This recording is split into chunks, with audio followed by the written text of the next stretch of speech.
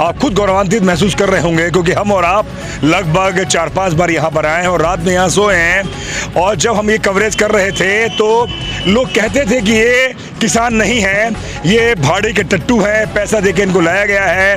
लेकिन मैंने कहा कि जब हम अपनी कारों से आए, हमारी कार पे बर्फ़ जम गई थी, बिस्तर गीले हो चुके थे और लगातार हम लोगों से जब बात कर रहे थे तो उनका कहना था कि हम यहाँ से जीत के जाएंगे।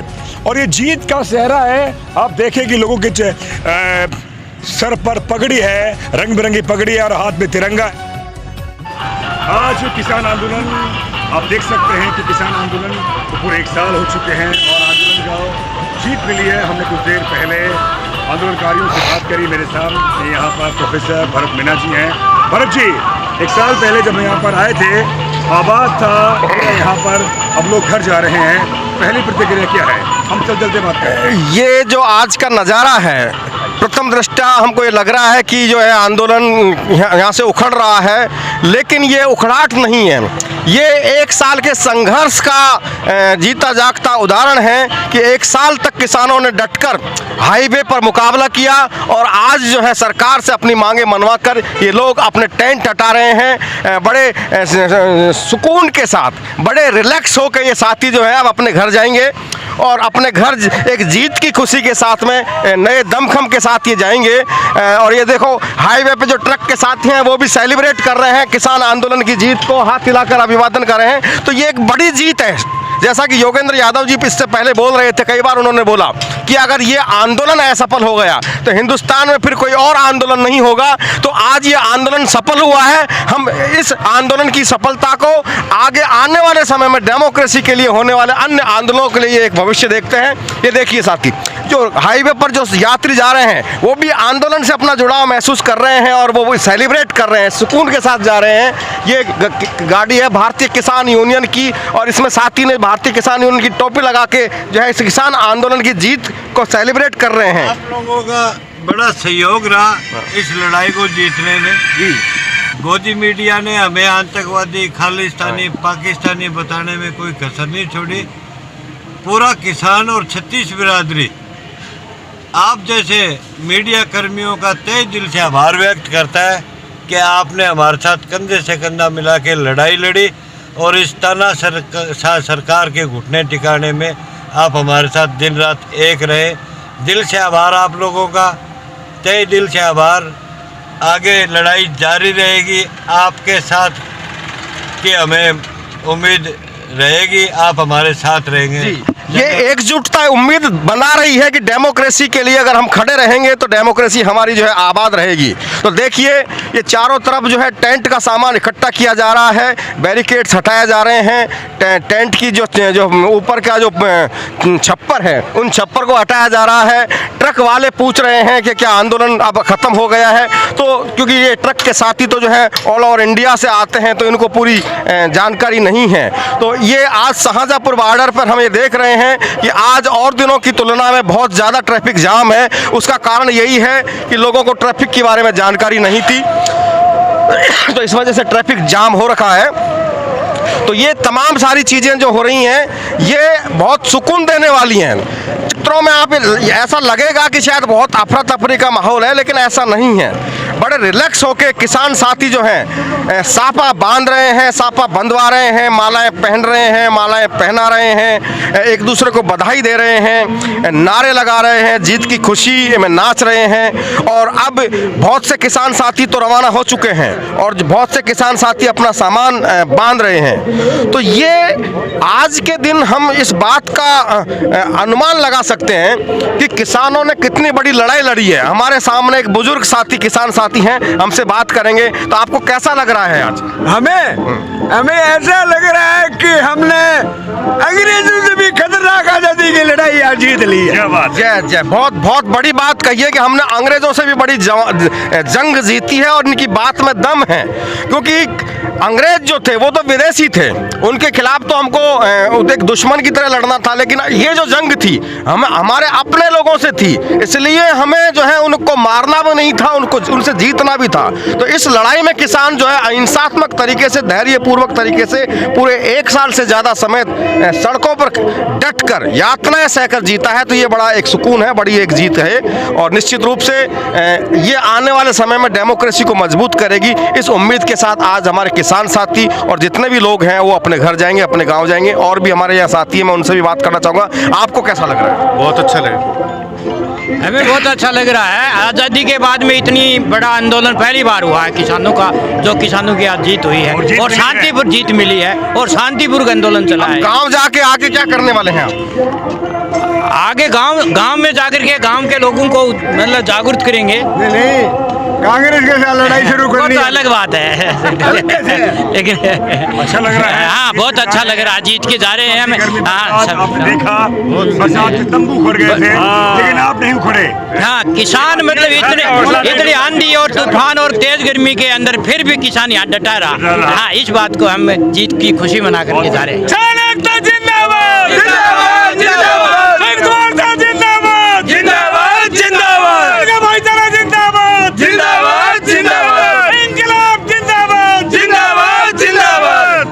आप कहाँ से आए हैं भाई साहब? हम गंगानगर डिस्ट्रिक्ट से राष्ट्रीय किसान मजदूर महासंघ जिला राजस्थान के दूसरे छोर से, उत्तरी छोर से हैं आप। अपने गांव में जाके इस किसान आंदोलन के बारे में क्या मतलब अपनी कहानियां कैसे लोगों को जागरूक करेंगे आप? कहानी तो स्पष्ट है जी। 1 साल से हम यहाँ डटे हुए हैं। देखो, शांति में आंदोलन ये इतिहास का पहला आंदोलन है। 1 साल तक शांति में किसान ने कोई तोड़ फोड़ नहीं की। जितना भी काम किया जो कि किसानों को हटाने का तो सरकार ने किया है। कहीं भी जो ब्लेम लगाया आतंकवादी, खालिस्तानी फंडिंग का जो भी आरोप सरकार ने लगाया, पर तो किसानों ने उसको बेनकाब किया कि हमने कोई फंडिंग नहीं की, नहीं हम खालिस्तानी। देश के अन्नदाता हैं, जो सरकार हमको अन्नदाता मानने से मुकर रही थी, आज उसके घुटने टिका दिए इस किसान ने। तो आगे का ये है कि हम जाके गाँव के अंदर नौजवानों को जागृत करेंगे कि ये पार्टियां कुछ हमें नहीं देती। 70 साल तक हमें कुछ नहीं दिया। और मैं एक और बात कहना चाहता हूँ कि 70 साल तक देश आज़ाद हुआ, राजस्थान को कोई भी सरकार आई कुछ नहीं दिया। हम पिछड़ापन है, सबसे बड़ा इस देश के अंदर राज्य है हमारा राजस्थान, हमें कुछ नहीं मिला आज तक। हमारे मंत्री भी यहाँ से संसद के अंदर जाके बोल नहीं पाते, हमारे किसानों की समस्या नहीं उठाते, और आज तक किसान आयोग नहीं मिला। देश आज़ाद तो हो गया, 75 साल हो गया, किसान आयोग नहीं है। सबके आयोग है, कर्मचारियों का, सबको मिलता है, पर तो हमारे बीमे के साथ घोटाला होता है राजस्थान के अंदर सबसे ज़्यादा। देखो, बीमा हमारे से लिया जाता है, पैसे हमें नहीं मिलता, उसके लिए में हमें आंदोलन करना पड़ता है। फिर किसी को जो मेन जो पार्टी के कार्यकर्ता उनको मिलता है। हमारे पास पूरी लिस्ट है, राजस्थान के अंदर हमने आंदोलन किया पीछे। फिर सरकार का भी आपको देंगे। कर्ज माफी बड़े बड़े घरानों की होती है, व्यापारियों को होती है, किसानों का 1 रुपया माफ नहीं होता। क्यों? उनका माफ होता है, किस लिए? ये हम सरकार से पूछना चाहते हैं आपके माध्यम से भी। व्यापारियों का कर्जा माफ कोरोना काल में 67,000 करोड़ कर दिया, किसानों का 1 रुपया माफ नहीं है। अब DAP खाद नहीं मिल रही है कि भाई आपको नहीं मिलेगी। क्यों? किसान को तंग करने की हर सरकारें कोशिश करती है, पर तो अब हमारी जो एकता बंदी है आज के आम के अंदर, संयुक्त किसान मोर्चा सभी संगठनों का है, जो कार्रवाई करेगा उसके साथ ये पूरा किसान मजदूर एकता के साथ खड़े रहेगा। तो ये किसान साफ संकेत दे रहे हैं कि एक मुद्दे पर आंदोलन खत्म हुआ है, अभी समस्याएं बहुत है, संघर्ष आगे जारी रहेगा। तो ये एक बहुत बड़ी बात है कि किसान 1 साल के संघर्ष के बाद भी अभी थके नहीं हैं और ये अपने संघर्ष को आगे भी जारी रखेंगे। ये बड़ी बात जो है शाहजहाँपुर के बॉर्डर से किसान भाई कह रहे हैं कि हम अपने गांव जा रहे हैं, अपने ढाणी जा रहे हैं, अपने क्षेत्र में जा रहे हैं, लेकिन संघर्ष को आगे भी जारी रखा जाएगा। ये एक बड़ी बात है। ये देखिए, किसान भाई जो है 1 साल से ज़्यादा इस बॉर्डर पर टिककर हाईवे पर जो है यहाँ रहे हैं और वो आज अपना सामान पैक करके जीत की खुशी के साथ जा रहे हैं। इनके गैस के चूल्हे, सिलेंडर, बिजली के तार, बेड, पलंग, सब कुछ जो है आप यहाँ देखेंगे। तो इन्होंने अपनी लड़ाई अपने दम पर लड़ी है। मैं एक किसान साथी से और बात करूँगा कि आपको कैसा लग रहा है कॉमरेड? हम यहाँ पिछले 13 दिसंबर को आए थे, क्योंकि देश में 26 तारीख से आंदोलन हुआ था। नवंबर से राजस्थान के चुनाव थे। शाहजहाँपुर खेड़ा बॉर्डर जो है वो 13 तारीख से शुरू हुआ था। हम पिछले 1 साल से जिस ताकत और जिस हौसले से रहे हैं, हम इसलिए रह पाए कि पूरे देश का किसान, मजदूर, नौजवान सब लोगों ने हमें हिम्मत दी, ताकत दी। तो ये जो लड़ाई हम जीत के जा रहे हैं, ये सिर्फ किसानों के लिए नहीं, तमाम तबकों के लिए, सब लोगों के लिए ये लड़ाई जीत के जा रहे हैं। क्या आपको लगता है कि आपने किसानों को मजबूत करने के साथ साथ देश की डेमोक्रेसी को भी मजबूत किया है? निश्चित रूप से ये जो हालात हैं, भारतीय जनता पार्टी और आरएसएस जिस तरीके की हिटलर और तानाशाही प्रवृत्ति के जो लोग हैं, आने वाले कुछ समय में अगर इस तरीके का प्रतिरोध नहीं होता, उन्होंने जम्मू कश्मीर से शुरू किया दिल्ली तक और सब जगह सब तरह की विरोध कार्रवाइयों को, जनता की मांगों को उन्होंने हराया। ये पहला मौका है जिसमें मोदी सरकार जो है वो परास्त हुई है। अब आप अपने गांव जाके आगे का क्या रास्ता देखते हैं? हमारा जो रास्ता है वो सामने लिखा है, किसान विजय यात्रा। हम पूरे राजस्थान के हर गांव में किसान विजय यात्रा के रूप में जाएंगे और उसमें हमारी जो राज्य सरकारों से जो कुछ मांगे हैं, उन मांगों को भी हम क्या है कि इस विजय यात्रा में रखेंगे। जी, तो हम जितने भी किसान साथियों से बात कर रहे हैं, एक ही बात कह रहे हैं कि आंदोलन खत्म हुआ है लेकिन संघर्ष अभी जारी रहेगा। तो ये एक निष्कर्ष है आज शाहजहाँपुर बॉर्डर में हमने जो बातचीत की है कि संघर्ष अभी खत्म होने नहीं जा रहा है। ये संघर्ष जो है जो है अभी किसान विजय यात्रा के बैनर लग चुके हैं गाड़ियों पर, जो है किसान विजय यात्रा के इन्होंने ये पोस्टर चिपका दिए हैं। तो इससे स्पष्ट हो जाता है कि किसान अभी यहाँ से जाकर रिलैक्स नहीं होने वाले हैं। ये किसान विजय यात्रा निकालेंगे, गांव के लोगों को, किसानों को, अपने आसपास के लोगों को अभी ये जन जागरण करके उनको सावचेत करेंगे कि रिलैक्स नहीं होना है। डेमोक्रेसी में अगर अपने आप को सर्वाइव करना है तो हमको आंदोलनकारी बने रहना है। और इसी मूड में ये सारे किसान साथी जो हैं अपने अपने संकल्पों के साथ में अपने अपने क्षेत्रों में और गाँव में की तरफ रुख कर रहे हैं। तो ये एक बड़ी जो बात इस किसान आंदोलन से निकल के आई है वो ये है कि जो सवाल इस देश के पढ़े लिखे तबके को उठाने चाहिए थे, जो सवाल इस देश के वेल सेटल्ड लोगों को उठाने चाहिए थे, वो सवाल गांव के इन किसानों ने उठाए हैं। हमारे बीच में और भी यहाँ साथी हैं, मैं आपसे बात करना चाहूँगा कि अब आगे का क्या रास्ता देखते हैं आप? मैं राजेंद्र सिंह एडवोकेट हूँ, डिस्ट्रिक्ट कोर्ट रेवाड़ी से। और देश के किसानों ने जो मोदी की सरकार ने तमाम सरकारी पब्लिक सेक्टर का निजीकरण किया, एक हद तक आंदोलन चला और फिर आंदोलन ठप सा हो गया।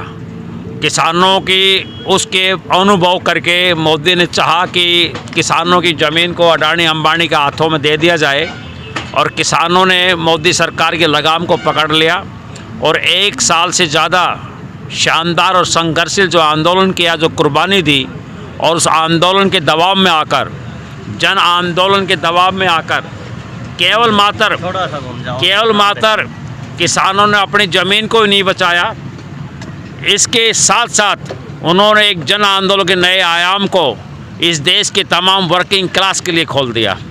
ये एक ऐतिहासिक दिन है, केवल देश के लिए नहीं, पूरी दुनिया के लिए एक हिस्टोरिकल डे है कि लोकतंत्र की सरकार जो निकम्मी और निरंकुश और तानाशाही होती है, जो फासिस्ट हमलों से, जो सरकारों के दमन और सरकार की कानूनी और गैर कानूनी तरीक़ों से दमन की जो कोशिश की, उन तमाम को धैर्य के साथ सहन करते हुए उसका जवाब देते हुए और आखिर में घुटने टिकवाए हैं। ये ऐतिहासिक जीत इस दुनिया के इतिहास में किसान आंदोलन में लिखी जाएगी और किसान आंदोलन की इस जीत के ऊपर आने वाला नया एक अध्याय जुड़ेगा, जो अध्याय जन आंदोलन का अध्याय होगा, जो अडानी अंबानी और पूंजीवादी व्यवस्था के खिलाफ जो आगे बढ़ेगा। एडवोकेट साहब, पिछले 30 वर्षों से, मतलब जब से 1991 से नई आर्थिक नीतियाँ इस देश में लागू हुई हैं, तब से हम देख रहे हैं कि उत्तरोत्तर धीरे धीरे जो मजदूरों की, कर्मचारियों की, अन्य सरकारी सेक्टर के जो लोग हैं, उनकी जो यूनियनें हैं वो धीरे धीरे ख़त्म होती जा रही हैं, या और उन्होंने सरकारों से समझौते कर लिए हैं और उनके आंदोलन ख़त्म हो गए हैं, जिसकी वजह से हमें देख रहे हैं कि सरकारी सेक्टर जो है लगभग कोलैप्स हो गया, ख़त्म हो गया, उसका निजीकरण लगभग हो चुका है ज़्यादा से ज़्यादा क्षेत्रों में। तो क्या अब इस किसान आंदोलन से सबक लेते हुए, किसान आंदोलन की जीत से प्रेरणा लेते हुए, वो यूनियन है सरकार के जो सेक्टरों की, वो मजबूत होंगी, उनके आंदोलन बढ़ेंगे? डेफिनेटली 10 बड़ी ट्रेड यूनियन ने जो 4 लेबर कोड आए हैं, और 4 लेबर कोड ऐसी जो 3 जो काले कृषि कानून है, उसी की शक्ल में 4 लेबर कोड है, जिसमें यूनियन बनाने का अधिकार और बहुत तरह की पाबंदियां उसमें लगा दी गई है और मैनेजमेंट को खुले निरंकुश शोषण करने का अधिकार दे दिया गया है। इस किसान आंदोलन से प्रेरणा पाकर 23-24 फरवरी को 2 दिन की लगातार ऑर्गेनाइज्ड और अनऑर्गेनाइज्ड सेक्टर की हड़ताल का 10 बड़ी ट्रेड यूनियन ने कर दिया है। ये आंदोलन तमाम के लिए एक नए अध्याय का काम करेगा और श्रमिक आंदोलन भी खड़ा हो गया और सरकार जो पब्लिक सेक्टर को बेच चुकी है उनको वापस लेकर आएगी और एक नया अध्याय खुल गया है। अब देश जग चुका है, देश के काले दिन जा चुके हैं, अब देश जग चुका है। इस आंदोलन ने जहाँ हमको हिंदू और सिख में बांट रखा था, जहाँ हिंदू मुस्लिम में बांट रखा था, जहाँ अगर हिंदू मुस्लिम नहीं जात में बांट रखा था, आज हमने यहाँ मेवाती लंगर की चाय पी है, आज सिख भाइयों का लंगर खाया है, गाँव की लस्सी गाँव का दूध हमने पिया है, तब एकजुट कमेरा हो गया है। आज जात पात धर्म संप्रदाय की दीवारें समतल हो गई है और ये आंदोलन इस आंदोलन ने ये विजय हासिल की है कि हम एक हो गए हैं और एक होकर के मोदी को और उसके पूंजीवादी जो जिसकी शासक अडानी अंबानी का जो एजेंट है उसको परास्त दी है और श्रमिक आंदोलन भी इसी तरह परास्त देगा। देश के आज़ादी के आंदोलन में वकीलों की बहुत बड़ी भूमिका थी। आप वकील हैं, इस किसान आंदोलन में आपने शिरकत की है, आगे वकीलों की क्या सहयोग और क्या भूमिका रहेगी आंदोलनों में? पूरे सुप्रीम कोर्ट की बार काउंसिल से लेकर के पंजाब हरियाणा बार काउंसिल, राजस्थान की बार काउंसिल, वो आंदोलन में सक्रिय रूप से अपनी भूमिका अदा की है और हम जो वकील हैं, हम वकील होने से पहले इस समाज के एक नागरिक हैं। हम किसान मजदूर के बेटे हैं, किसान मजदूर के बेटे होने का दायित्व है। अगर किसान मजदूर अन्नदाता धरती का सीना फाड़कर हमारे पेट को नहीं भरता, हम वकील नहीं बन सकते थे। इसलिए पहला दायित्व हमारे किसान मजदूरों के प्रति है और वकील होने की जो हमें किसानों ने जो हमको दिया है, हम बने हैं वकील, उनकी मेहनत से हम हमेशा उनके ऋणी रहेंगे, हम उनके लिए आगे बढ़ेंगे। और आज़ादी आंदोलन में जहाँ वकीलों ने अपनी भूमिका का महत्वपूर्ण योगदान दिया है, अब भी आने वाले दिनों में जो शोषण जुल्म अत्याचार के खिलाफ जो आंदोलन खड़े होंगे, वकील अपनी भूमिका को निभाते रहेंगे। वकील किसान के बेटे हैं, किसान के वॉलंटियर हैं, हम पीछे नहीं हटेंगे। तो ये एक साफ संकेत है कि किसान आंदोलन ने अपने लिए तो जीत हासिल की है, लेकिन एक जो बड़ी बात जो निकल कर आई है कि किसान आंदोलन ने देश की जनता को वैचारिक तौर पर जागृत किया है, मजबूत किया है। और इस किसान आंदोलन का जो बड़ा ग्राफ हुआ है उसका एक कारण ये भी है कि कोई वकील हो, कोई डॉक्टर हो, कोई इंजीनियर हो, कोई विदेश में भी रह रहा हो, लेकिन उस व्यक्ति की पृष्ठभूमि कहीं न कहीं खेती किसानी से रही है, इसलिए वो अपना जुड़ाव महसूस करता है और इसी रूप में वो अपना किसी न किसी तरीके से योगदान देना चाहता है। जैसा वकील साहब अपना योगदान दे रहे हैं, शिक्षक साथी अपना योगदान दे रहे हैं, कर्नाटक में NRI थे, उन्होंने अपना योगदान दिया। तो ये किसान आंदोलन की बड़ी जीत है। और एक साथी हमारे बीच में, आपका क्या नाम है? मेरा नाम नवीन सोलोत है जी, और बताइए। मैं भारतीय किसान यूनियन का युवा प्रधान रेवाड़ी से। तो सर अभी देखिए कि अभी ये किसान आंदोलन से जो लेबर लॉ ये कानून लेकर आ रहे थे संसद में, अब वो मजदूर तबका है वो भी खड़ा हो रहा है इनके खिलाफ। और बैंक कर्मचारी, जैसे कि उन्होंने महाराष्ट्र में जाकर जब टिकैत साहब की सभा थी तो पूरा का पूरा बैंक कर्मचारी जो है वहाँ पहुँचा था और उन्होंने कहा था कि जो बैंकों का जो निजीकरण हो रहा है इसके संबंध में भी आप आवाज़ उठाएं और हम आपके साथ हैं। तो इस तरह से ये देखिए कि पूरा जो देश का जो हर तबका, मजदूर हो, किसान हो, मध्यम व्यापारी हो, छोटा दुकानदार हो, कर्मचारी हो, सभी इस आंदोलन में जुड़े थे और उन सभी की जीत मैं ये कहूँगा जिन्होंने 1 रुपये का भी उसमें योगदान दिया, जो एक कदम भी आंदोलन के साथ चला, उन सब की जीत है ये। उन सब को मैं बधाई देता हूँ और इस जीत की खुशियों के साथ उनको बधाई देता हूँ। एक जो बात इस किसान आंदोलन से निकली है कि जैसा कि बता रहे हैं ये साथी कि छोटी छोटी लड़ाइयों को संयुक्त करके बड़ी लड़ाई में कैसे तब्दील किया जाता है। साथी, आपका परिचय दें और आप लंबे समय से किसान आंदोलन से जुड़े हुए हैं, आपके क्या अनुभव रहे? मैं निशा सिद्धू हूँ, भारतीय महिला फेडरेशन और अखिल भारतीय किसान सभा अजय भवन के लिए काम करती हूँ। जी, आपका अनुभव बताएं। मैं डे फर्स्ट यहाँ 13 दिसंबर को पिछले साल आई थी और तब भी ये फसलें ऐसे लहलहा रही थी, सरसों और गेहूँ वगैरह, और अभी फिर वापस वो सब हो रहा है। हाँ, बहुत कष्टदायी दिन थे जब बहुत तेज़ आंधी तूफान आते थे, तंबू सब उड़ जाते थे, बहुत कष्टदायी था। पूरी पूरी रात सारे बारिश के अंदर बिस्तर भीग गए सर्दी में, तो हमने ऐसे ही ठंड में काटी हैं। पर उससे ज़्यादा खुशी इस बात की है कि एक निर्णायक मोड़ पे आके इस आंदोलन की समाप्ति हुई है और हमने अपने बहुत सारे साथियों की जान गंवाई है, या यूँ कहें कि उन्होंने शहादत दी है इस किसान आंदोलन के लिए। तो वो हमारे लिए किसी सदमे से कम नहीं है। लेकिन कोई ये ना समझे कि वो वादा खिलाफ़ी करें या कोई साजिश रचें और इन किसानों के हौसले ख़त्म हो गए, तो हम वापस मोर्चे पे आने के लिए भी तैयार हैं। आंदोलन को लेकर क्रांतिकारी कवि पाश ने कहा था, सर्दियां तुम्हारी होंगी, बसंत हमारा होगा। ये जो सरसों के पीले फूल नज़र आ रहे हैं, बसंत का नज़ारा मुझे लग रहा है अभी से। अभी तो हालांकि सर्दी चलेगी, बसंत आएगा। तो इस बार आपकी क्या टिप्पणी है? मुझे लगता है कि मौसम आते जाते रहेंगे, लेकिन जो साथी शहादत पा गए वो वापस लौट के नहीं आएंगे। लेकिन उनकी जो कुर्बानी है वो हमें आगे बढ़ने का रास्ता और मंजिल दिखाती रहेगी और हम उनको कभी अपने जहन से जुदा नहीं कर सकते हैं। और अभी लड़ाई यहाँ आके ख़त्म नहीं हुई है। अभी जो सीड बिल आ रहा है पार्लियामेंट के अंदर आने वाला है, हाइब्रिड का जो बीज रहेगा वही किसान बोएगा, तो वो लड़ाई तो अभी बाकी है। तो संघर्ष करते रहेंगे, मैदान से कोई भागने वाले नहीं है, कोई कमज़ोर नहीं है। किसानों के हौसले उसी तरह से बुलंद हैं। जब हमारा संयुक्त किसान मोर्चा आगे बढ़ने के लिए कहेगा, हम फिर वापस तैयार मैदानों में जुटेंगे। तो ये थी कॉमरेड निशा सिद्धू जी। जीत की खुशी के साथ साथ एक भावनात्मकता भी झलक रही है कि जो किसान साथी शहीद हुए हैं, आज उनको याद किया जा रहा है। उनकी शहादत की बदौलत ही आज ये विजय किसानों ने हासिल की है। और मौसम आते जाते रहेंगे, किसान यहीं रहेगा, जनता यहीं रहेगी। इसका एक संकेत ये भी है कि सत्ताएं आती जाती रहेंगी, इंसान और इंसानियत यहीं रहेगी। तो ये एक बड़ा जज्बा किसान आंदोलन से निकल के आया है। जैसा कि अभी वकील साहब भी बोल रहे थे कि मेवात की चाय का उन्होंने जिक्र किया। पिछले 1 साल से हम भी यहाँ आते जाते रहे और मेवात की चाय की जो स्वाद हमने भी लिया। और उस समय हमने बात की थी तो वो मेवात के जो साथी हैं उस चाय को बनाने के लिए घर घर जाकर दूध लेके आ रहे थे। वो दूध एक जगह से भी लाया जा सकता था, लेकिन उसका एक स्पष्ट संकेत उदाहरण ये था कि कैसे लोगों के योगदान को किसान आंदोलन के साथ जोड़ा जाए। तो ज़्यादा घर घर जाके वो दूध इकट्ठा कर रहे थे और उस इकट्ठा किए हुए दूध की चाय यहाँ बनाकर वो पिला रहे थे। तो ये अपनापन जोड़ने का एक तरीका था, ये मेवात की संस्कृति का एक तरीका था। क्योंकि ये किसान आंदोलन का जो शाहजहाँपुर बॉर्डर है ये मेवात में पड़ता है। मेवातियों की एक जिम्मेदारी थी कि वो अपनी भूमिका निभाए, तो उन्होंने एक सांस्कृतिक मैसेज देकर इस आंदोलन को ऊंचाई दी। तो हम मेवातियों का भी शुक्रगुजार करते हैं कि उन्होंने इस आंदोलन को एक अपनी पहचान दी।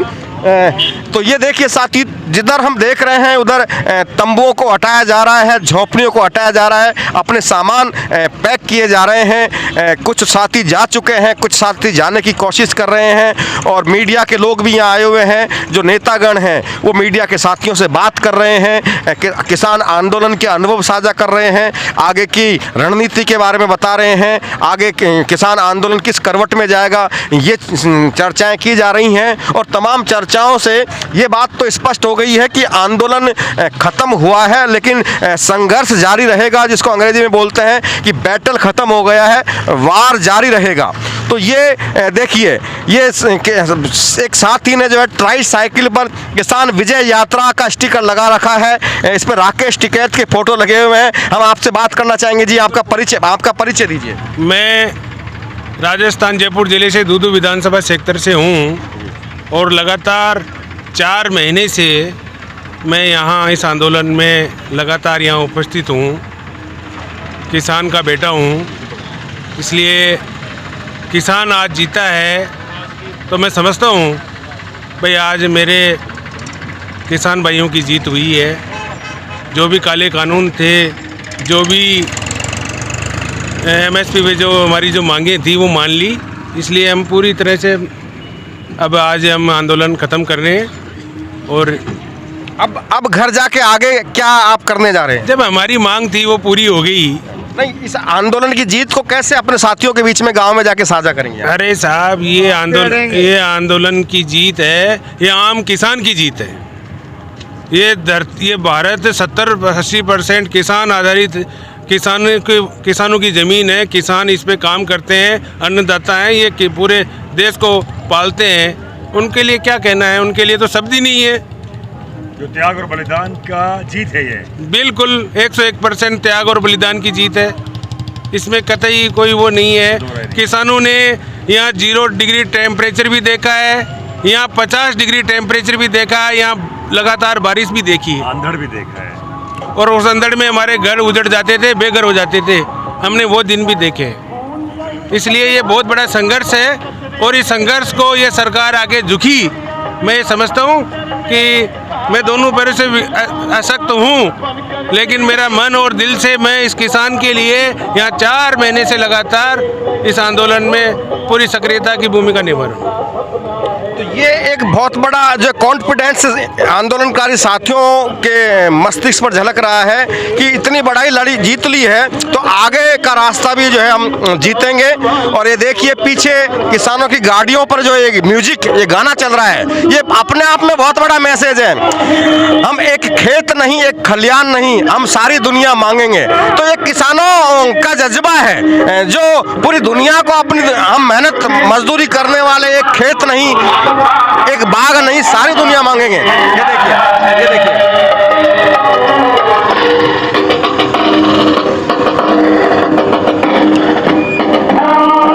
ये जो गाना बज रहा है, एक खेत नहीं, एक बाग नहीं, हम सारी दुनिया मांगेंगे। जीत के साथ आप लोग अब अपने घरों को लौट रहे हैं और आपकी गाड़ी में गाना बज रहा है कि हम मेहनत मजदूरी करने वाले, एक खेत नहीं, एक बाग नहीं, सारी दुनिया मांगेंगे। इस पर आपकी टिप्पणी चाहिए।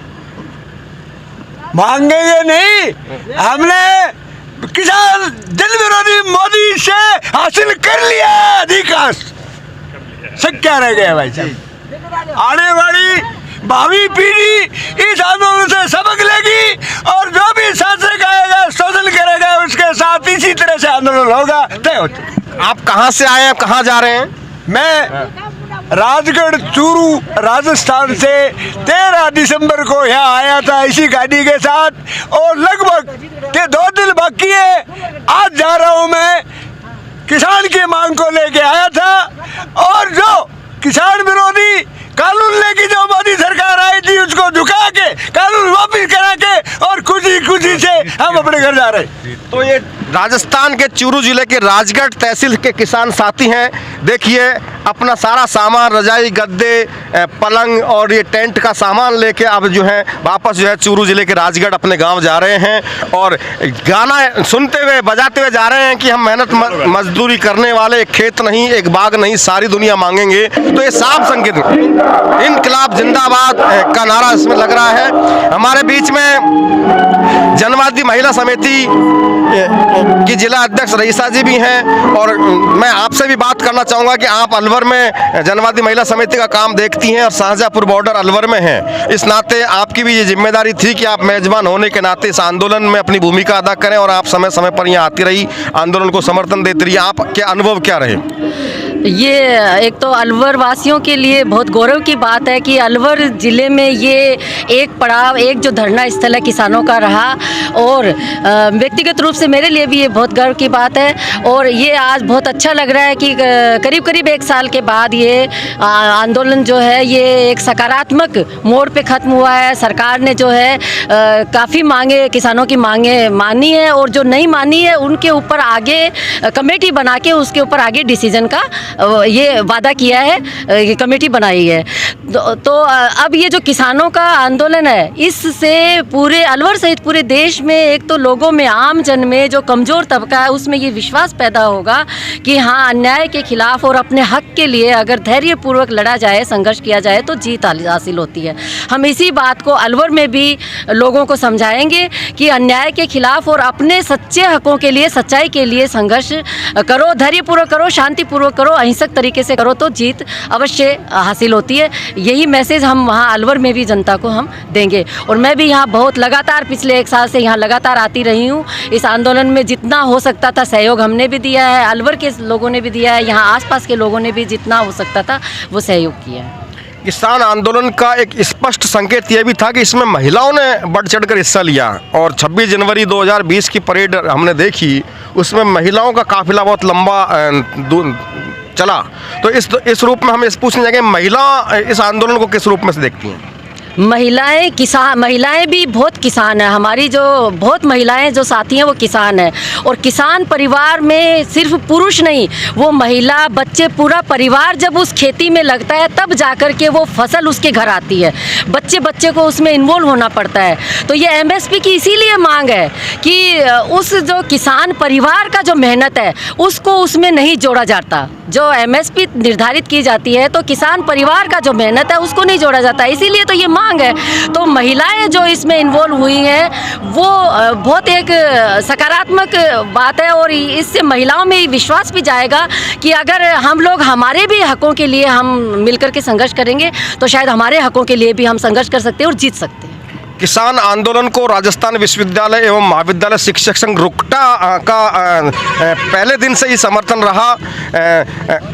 शिक्षा बचाओ आंदोलन ने भी किसान आंदोलन का समर्थन किया, और हमारे बीच में राजस्थान विश्वविद्यालय महाविद्यालय शिक्षक संघ रुकटा के प्रदेश के जॉइंट सेक्रेटरी एवं शिक्षा बचाओ आंदोलन के प्रदेश के संयोजक डॉक्टर रमेश बैरवा जी हैं, जो आर्ट्स कॉलेज अलवर में पॉलिटिकल साइंस के एसोसिएट प्रोफेसर और विभागाध्यक्ष भी हैं। आपसे भी हम बात करना चाहेंगे कि आप रुकटा के जॉइंट सेक्रेटरी और शिक्षा बचाओ आंदोलन के संयोजक होने के नाते अपने शिक्षक साथियों के साथ कई बार समर्थन देने शाहजहाँपुर बॉर्डर आए किसानों को, और आज अंतिम दिन आप जो है जीत का सेलिब्रेशन और किसानों को बधाई देने फिर शाहजहाँपुर बॉर्डर आए। तो पूरे इस एक साल की यात्रा के दौरान जो किसान आंदोलन के उतार चढ़ाव आपने देखे हैं, और एक पॉलिटिकल साइंटिस्ट के रूप में आप इसका कैसे विश्लेषण करेंगे? देखिए, आज बेहद खुशी का दिन है। इंडिया ही नहीं, दुनिया के एक ऐतिहासिक किसान आंदोलन क्या कहेंगे कि जन आंदोलन की एक ऐतिहासिक जीत का सेलिब्रेशन हो रहा है शाहजहाँपुर खेड़ा बॉर्डर पर।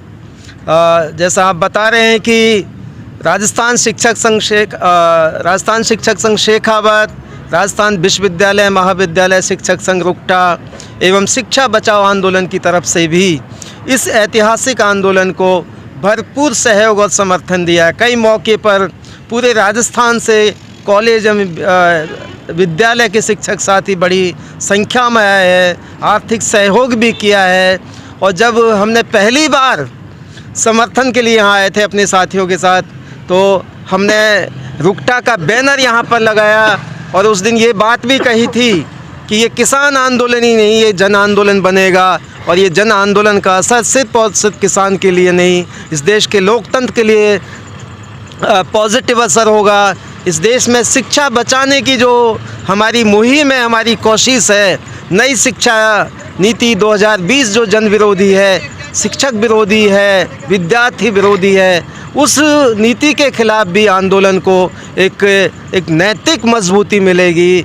तो निश्चित तौर पर हम ये कहेंगे कि इस किसान आंदोलन की ऐतिहासिक सफलता से पूरे देश और दुनिया में जो लोग संघर्ष में यकीन करते हैं अपने हक के लिए, उनको और नैतिक उनका उत्साह वर्धन हो रहा है। हम लोगों को भी खुशी है कि आने वाले दिनों में रुकटा और शिक्षा बचाओ आंदोलन की तरफ से, स्कूल के टीचर साथियों की तरफ से नई शिक्षा नीति के खिलाफ जो मुहिम हम शुरू करने जा रहे हैं, उसमें भी हमको ये हमारा साहस बनेगा। और मुझे इस बात का भी फ़ख्र है कि डेमोक्रेटिक भारत जैसा जो चैनल, जिसके साथ ही महेश वर्मा लगातार इस आंदोलन का समर्थन करते रहे हैं, और अलवर में भी जहां हमें लोगों का समर्थन मोबिलाइज़ करने की जहां पे ज़रूरत पड़ी, तो डेमोक्रेटिक भारत जैसे चैनल ने भरपूर सहयोग किया, उसके भी हम आभार प्रकट करते हैं, और इसकी बेस्ट विशेष देते हैं कि आने वाले दिनों में भी जिस किस्म का भी जन आंदोलन होगा, उसके पक्ष में डेमोक्रेटिक भारत सदा खड़ा रहेगा। प्रोफेसर साहब, एक बात हम आपसे ये जानना चाहते हैं कि पिछले 30 सालों के अंदर भारत में जो उदारीकरण, निजीकरण और नई आर्थिक नीतियों का जो दौर रहा है, जिसकी वजह से कॉरपोरेटीकरण बढ़ा, और हम देखते हैं कि किसान आंदोलन का एक बड़ा कारण कॉरपोरेट्स के खिलाफ गुस्सा भी था। तो क्या अब आने वाले समय में भारत पर ये कॉरपोरेटीकरण का कोई दौर जो है ढीला पड़ेगा, मध्यम पड़ेगा, या पहले जैसे ही चलता रहेगा? आप किस रूप में देखते हैं? जी, इस पूरी जो मैं तो कहूँगा जन विरोधी, देश विरोधी, उदारीकरण, निजीकरण, वैश्वीकरण की नीतियों का शुरू से विरोध हुआ। 30 साल से ज़्यादा हो चुके हैं। पिछली दफ़ा चूँकि गठबंधन राजनीति रही तो इसलिए उस तेज़ी से ये जो सुधार के नाम पे कृषि विरोधी ऐसी नीतियां लागू नहीं हो पाई, कोशिशें कही गई, लेकिन 2014 से के बाद से चूँकि एक पार्टी को भरपूर बहुमत मिला, उसको और ज़्यादा मजबूती मिली, तो उसने ये कोशिश की, ये दुस्साहस किया कि इस किसान विरोधी अन्नदाता के जीवन को छीनने वाली ऐसी नीति लागू करने की कोशिश की है। लेकिन मैं सैल्यूट करता हूं इस अन्नदाता किसान, उसके लीडरशिप को, उसके एकजुट आंदोलन को कि उसने इस नीति को, इस कोशिश है सरकार की जो मुहिम है तमाम देश के संसाधनों को कुछ गिने चुने उद्योगपतियों के हवाले करने की, उसको शिकस्त दी है। यही इस आंदोलन का बड़ा पैगाम है, इंडिया के लिए नहीं पूरी दुनिया के लिए। इसका राजनीतिक असर भी बहुत होने वाला है और जो लोकतंत्र विरोधी ताकतें हैं, जन विरोधी ताकतें हैं, उनको भी आने वाले चुनावों में मात खानी पड़ेगी। एक अंतिम सवाल, आप Rajasthan university college teachers association से जुड़े हुए हैं, जॉइंट सेक्रेटरी हैं और शिक्षा बचाओ आंदोलन के संयोजक हैं, तो आप शिक्षक नेता हैं मूलतः, लेकिन हम ये देखते हैं कि किसान आंदोलन जिस समय आया था कोरोना के लॉकडाउन के दौरान, उसी दौरान देश में शिक्षा नीति भी आई और उसको लेकर भी बड़े भय हैं, बड़ी आशंकाएं हैं। लेकिन देश का पढ़ा लिखा तबका, शिक्षक, छात्र, युवा आंदोलनरत नहीं हुआ, जबकि किसान जो है किसान बिलों को लेकर आंदोलन करने सड़क पर आ गए। तो क्या पढ़ा लिखा व्यक्ति जो है आंदोलन से डरता है, वो अपने इंटरेस्ट नहीं समझ पा रहा है? आप क्या देखते हैं? और आगे इस किसान आंदोलन से प्रेरणा लेके शिक्षक, छात्र क्या नई शिक्षा नीति को लेके कोई आगे आंदोलनकारी बनेंगे? देखिए, जब किसी की रोटी छीनती है, अन्न छीनता है, तो डायरेक्ट उसका पेट का सवाल हो जाता है, उसके जीवन का सवाल हो जाता है। शिक्षा ऐसा मसला है जिसको डायरेक्ट तरीके से समझ नहीं पाए। और सबसे बड़ी बात है कि किसान नेतृत्व में इस देश के किसान को समझाने की कोशिश की, उसको मोबिलाइज़ किया, उसमें सफल हुए।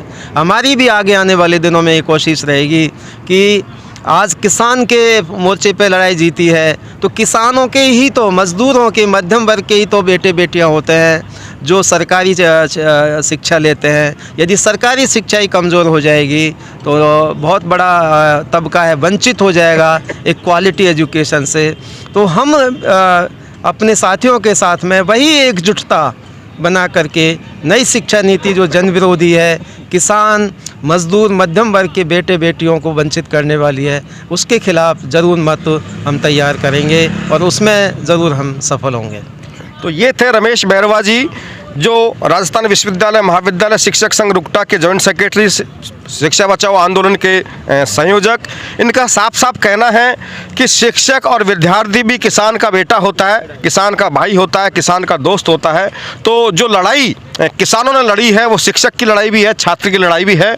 तो ये पूरा जो आंदोलन का जो दृश्य है शाहजहाँपुर बॉर्डर का, अब तमाम साथी जो हैं अपने अपने घरों को जाने के लिए अपने सामान को पैक कर रहे हैं। बहुत से साथी जा चुके हैं और ये एक कंक्लूजन की अगर हम बात करें तो कोई भी साथी ये हमको कहता हुआ नज़र नहीं आया कि आगे अब जाके हमको कोई आराम करना है। ये अभी यहाँ से जाकर जो है विजय यात्रा निकालेंगे और विजय यात्रा निकालने का मतलब कोई जश्न नहीं है। विजय यात्रा निकालने का मतलब ये है कि जो किसानों के जो मुद्दे थे, किसानों की जो लड़ाई थी, आंदोलन की जो बिंदु थे, उन बिंदुओं को लेकर, उन मुद्दों को लेकर ये गाँव-गाँव, ढाणी-ढाणी जाकर लोगों से बात करेंगे, लोगों को समझाएंगे कि क्या हासिल हुआ, क्या नहीं हुआ, आगे का क्या रास्ता रहेगा। ये तमाम सारी बातें जो है किसान विजय यात्रा के तहत बताई जाएंगी। तो कुल मिलाकर हम ये देख रहे हैं कि डेमोक्रेसी का एक बहुत बड़ा पड़ाव है किसान आंदोलन कि जो 75 सालों के अंदर हम इस देश के जनता को लोकतांत्रिक मूल्यों में दीक्षित नहीं कर पाए, उनको शिक्षित नहीं कर पाए, वो काम किसानों ने, किसान आंदोलनों ने किया है।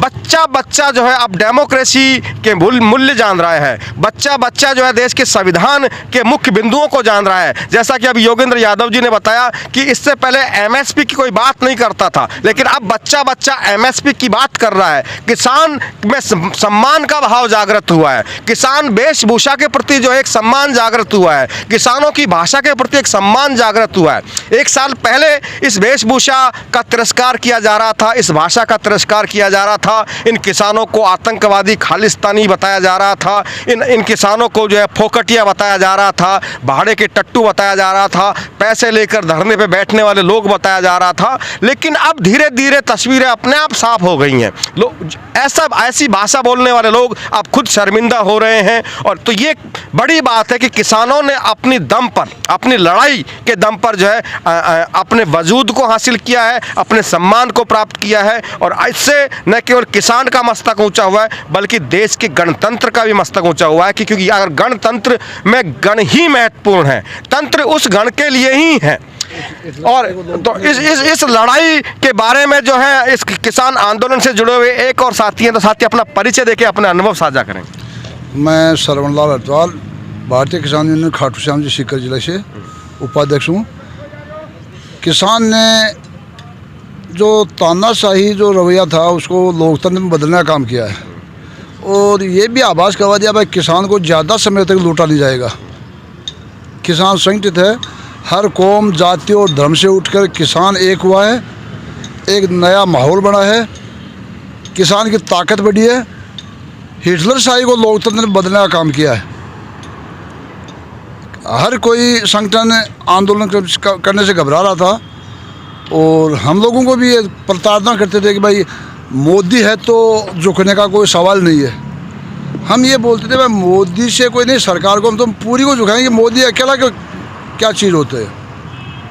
किसान जीता है, हालांकि अभी कुछ मिला नहीं है, टाइम लगेगा उसमें, लेकिन अब ज़्यादा समय तक चला नहीं जा पाएगा। और 15 जनवरी तक जो हमारे किसान संगठन के नेताओं ने जो अवधि दी है, उसके बीच में सरकार अगर नहीं करती है तो 15 जनवरी के बाद में जैसे ही संयुक्त मोर्चा का ऐलान होगा, ये आंदोलन वापस अपनी उसी स्थिति में आ जाएगा।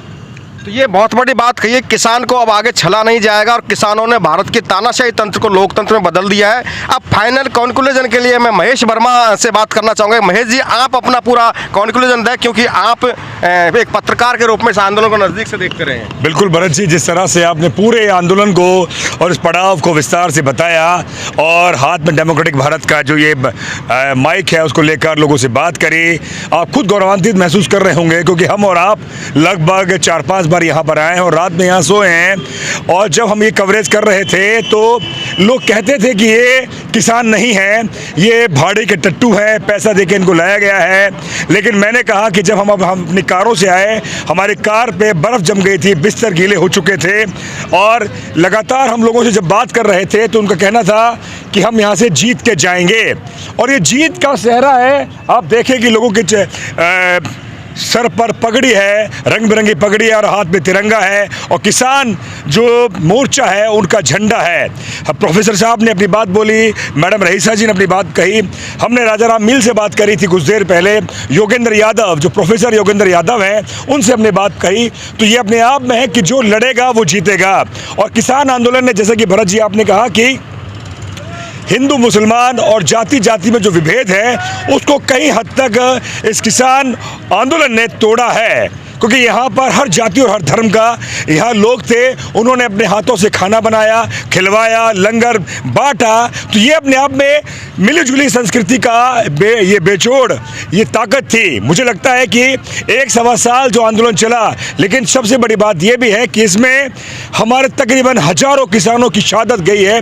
ये उसी की परिणति है, उसी का परिणाम है कि आज सरकार को बैकफुट पर आना पड़ा। योगेंद्र यादव से मैंने एक सवाल किया, क्या अगर ये चुनाव नहीं होता तो क्या सरकार बैकफुट पे आती? तो उन्होंने कहा कि भारत का जो लोकतंत्र है वो चुनावी लोकतंत्र है। जनता कहीं ना कहीं चुनाव पर जब वोट पर चोट करती है तो सरकार को बैकफुट पर आना पड़ता है, और ये बुरा भी नहीं है। मोदी जिसको हम तानाशाह कह रहे थे, तानाशाह जिस तरह का वो रुख अख्तियार कर रहे थे, तो मुझे लगता है कि किसान आंदोलनकारियों ने जिसमें हर जाति, हर धर्म और हर वर्ग के लोग, जिसमें प्रोफेसर, पत्रकार, साइंटिस्ट, डॉक्टर, इंजीनियर और महिला मोर्चा की तमाम जो पदाधिकारी वो भी आए। तो उन्होंने दिखाया कि पढ़ा लिखे जो समुदाय है उससे बढ़कर जो भोला भाला किसान है उसने अपनी जीत सुनिश्चित की है। अंत में इतना ही कहूँगा कि जो पढ़ा लिखा समुदाय है उसे भी अपने हक और अधिकार के लिए सड़कों पर आना होगा। महंगाई बढ़ रही है, शिक्षा महंगी हो रही है, जाति और धर्म के नाम पर आपको बांटा जा रहा है। इसीलिए आपको अपने दिमाग को खोलते हुए अपने हक और अधिकार के लिए इन किसान आंदोलनकारियों की तरह सड़क पर आना पड़ेगा, तभी आप लोकतंत्र में अपनी जीत को सुनिश्चित कर पाएंगे। बहुत बहुत शुक्रिया मेरे साथी भरत मीना जी का, जिन्होंने इस पूरे वाक़या को जनता के सामने बताया। सांजापुर खेड़ा बॉर्डर से दीजिए इजाज़त, शुक्रिया।